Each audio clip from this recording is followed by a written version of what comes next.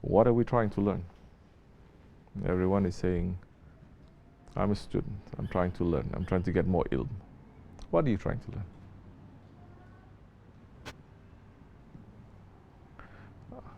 Everyone's saying, I'm a student, I'm a talib. Don't say Taliban. You're going to get a different idea at that time. They're taking everything and they're turning it upside down in this Akhir Zaman. I'm here to learn. But what are we learning? What is this ilm that we are talking about? Different kinds of ilm. There are thousands, millions, billions kinds of ilm. In this world, everything you see that is the creation of Allah subhanahu wa ta'ala, there is ilm in it. Correct? Can we lower down the volume a little bit so that the echo is not Abi Janam? Abi Jan. Allah Razuls.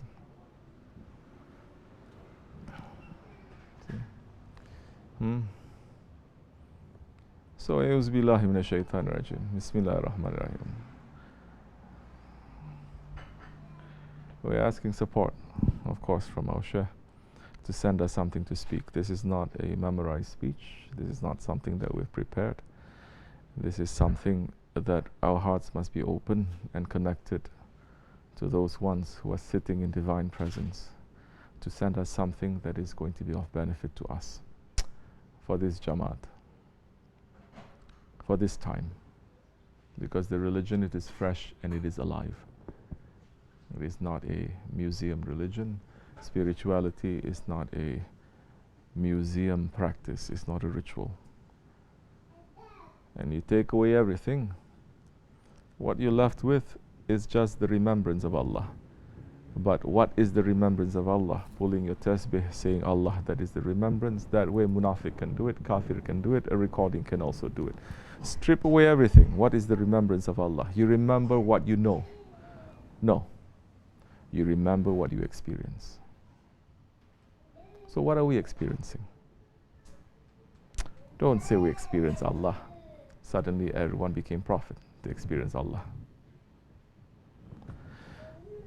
What are we sent down here to learn? We speak about ilm.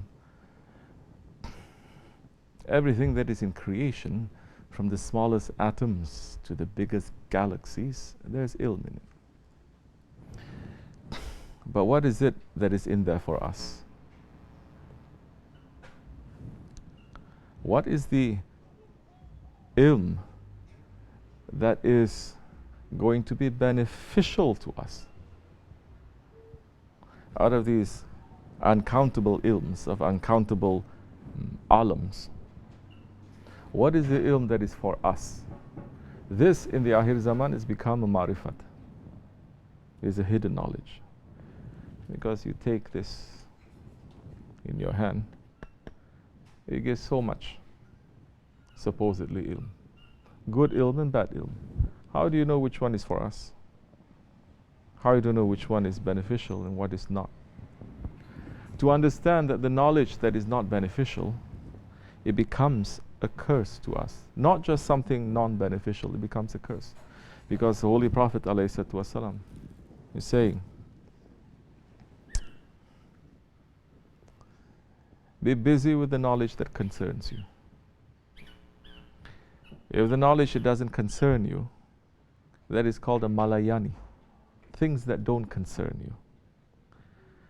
And things that don't concern us, Holy Prophet ﷺ is saying, if you want to see that one who is not loved by Allah, then you'll find him busy with malayani, busy with things that do not concern him.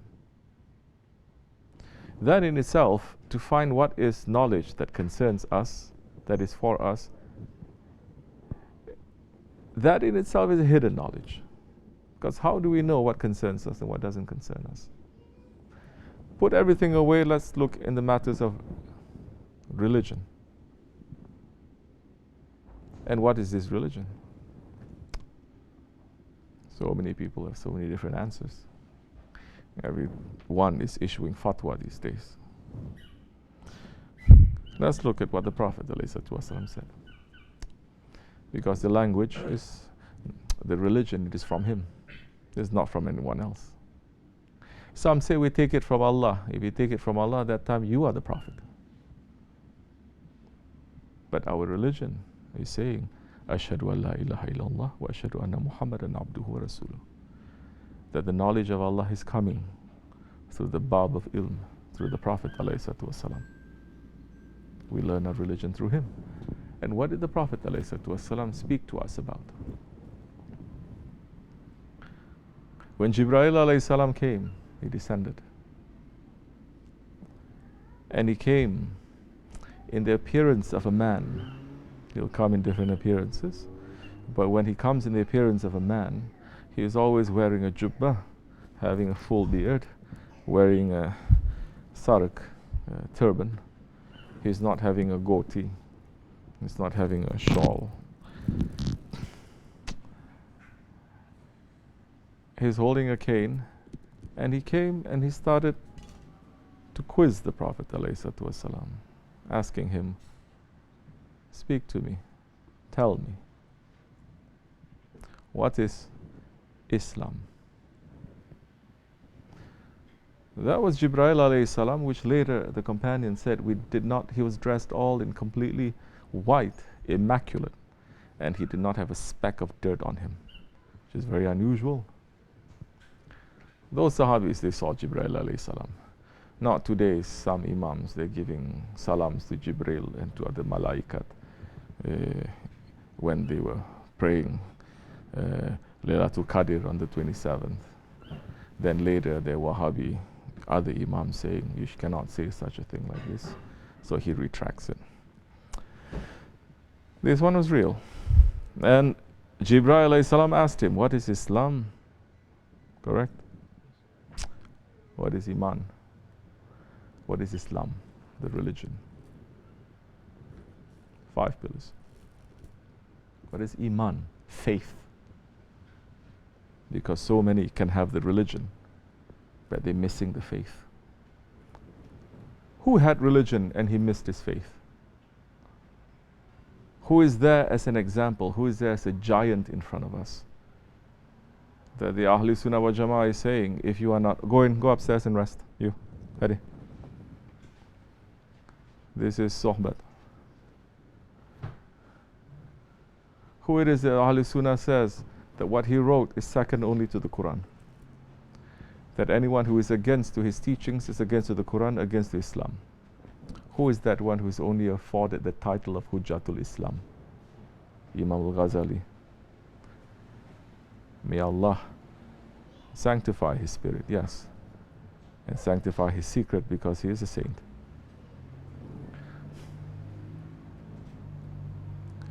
That one had his religion, correct?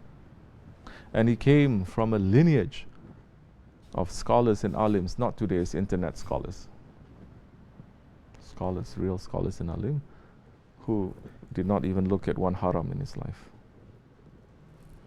He had religion, and he was able to tackle any matter of religion, but in his own sayings, in his own writings, in his own admission, he says, I don't have faith. When did he realize that he had faith? When did he learn his faith? Through his own words, when he sat with the people of zikr. And when he gave up everything that is the trappings of religion, and he went with the people of zikr, the people of zawq, the people who taste. And he came back and he penned that work. The Ahli Sunnah scholars say those who are against this work is definitely a deviation. And that work is the Ihya Ulumuddin. And the Ihya, that was when he collected his faith, and with that faith and with Islam, he put things together. And from that time until now, until Judgment Day, it shines a light to us. And what is that light? It makes our religion beautiful. It makes our religion, our faith and our religion strong. And it gives us taqwa. And what is that? There is a third part of the answer.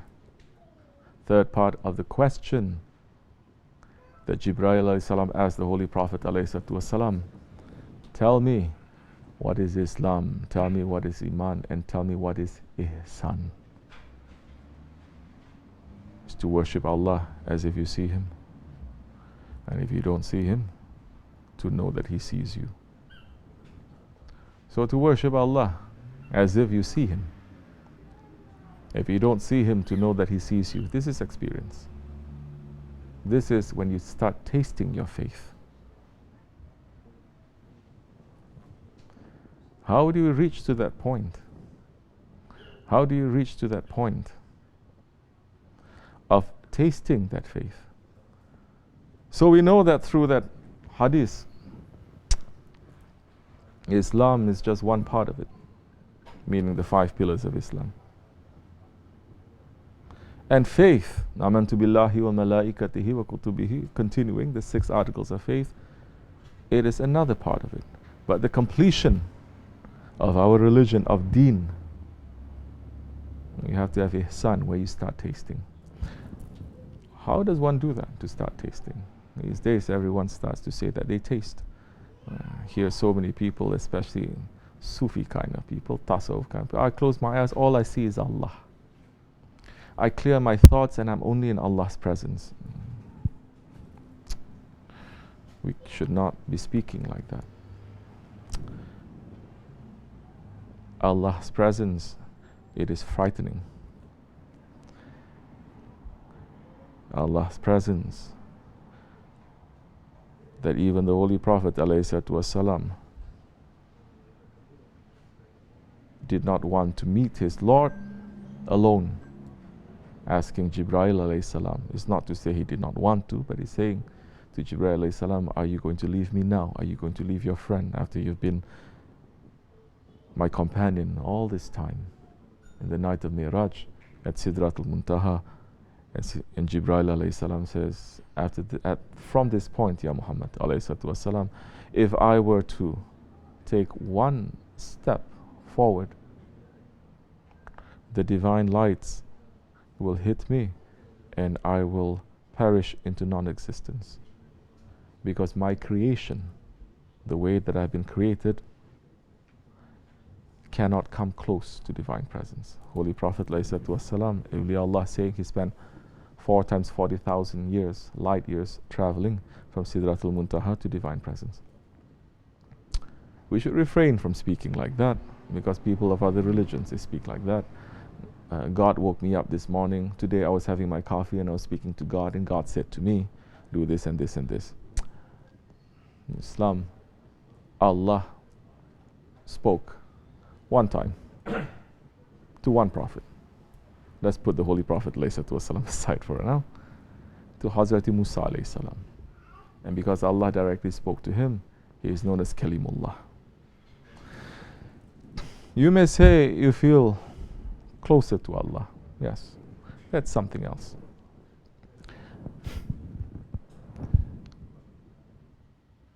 So what is this ilm that we have to learn? What is this ilm that is beyond knowing the Shariat and the fiqh? What is this ilm beyond understanding, say, the nuances of our faith? What is this ilm that brings ihsan and beauty and completion? This is when the end of their way is the beginning of ours. We don't need to look at so many different places. We need to look at what Allah subhanahu wa ta'ala has said to us. Anything that we are coming up with that does not lean against the ayats and the sayings of the Prophet ﷺ, it's just nothing but our own philosophy, our own ideology. Not necessary to look so seriously into it. What is the reason of our creation? Allah subhanahu wa ta'ala has said, we have not created the ins and the jinns except to know us and to worship us. This is the reason of our creation. We cannot worship Allah subhanahu wa ta'ala unless we know Him. Out of uncountable creatures that Allah subhanahu wa ta'ala has created, None has been created to know Him except for man. Man is the only one that has been created to know Him. Man is the only one who has been created to represent Him. Once you start understanding that this is the only knowledge that we must run towards to know our Lord, that time our soul will be at peace. Salam will reach to us because we're fulfilling the reason of our creation. But the Holy Prophet ﷺ said, the one who knows himself, he knows his Lord. Then the key to knowing Allah subhanahu wa ta'ala is to know yourself. This doesn't mean, like so many people are thinking, you want to go to sleep? Go to sleep. This does not mean, like so many people are thinking, Allah is inside of us. No. One holy breath is given to Adam alayhi salam, and we're animated because of that. To know Allah subhanahu wa ta'ala, that is the highest knowledge. There is no other knowledge that is higher than that. But the way to know Allah subhanahu wa ta'ala, it is to know ourselves. And to know ourselves, this is what turuqs, tariqats, tasawwuf is concentrating on. To know yourself, you have to study yourself. To study yourself, you have to come out from yourself. And you have to look. You have to have the mirror that is inside.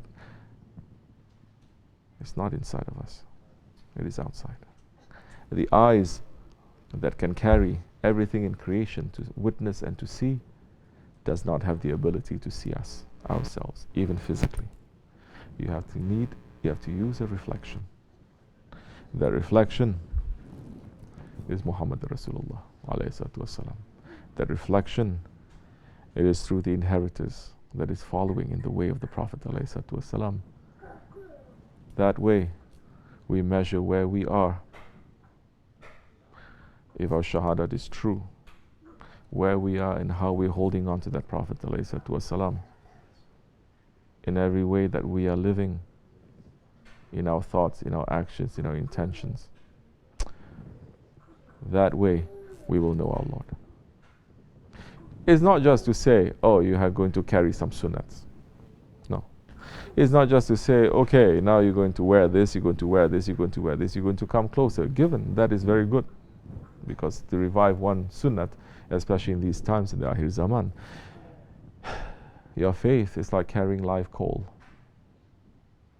And you know how difficult it is to carry the sunnah, especially in these days, in this climate, in these countries. And Allah subhanahu wa ta'ala is not going to look at it and not place any value on it. He does.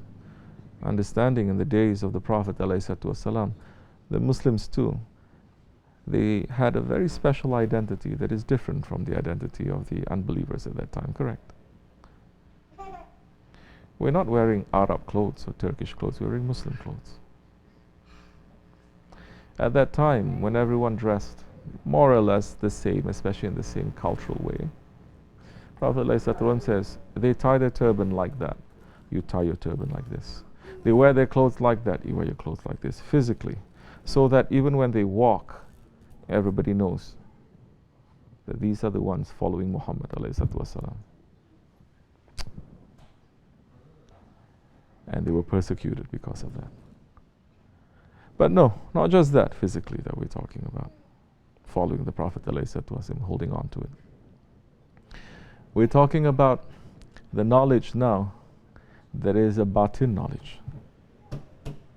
The knowledge for you to know yourself. Not to know your spirit,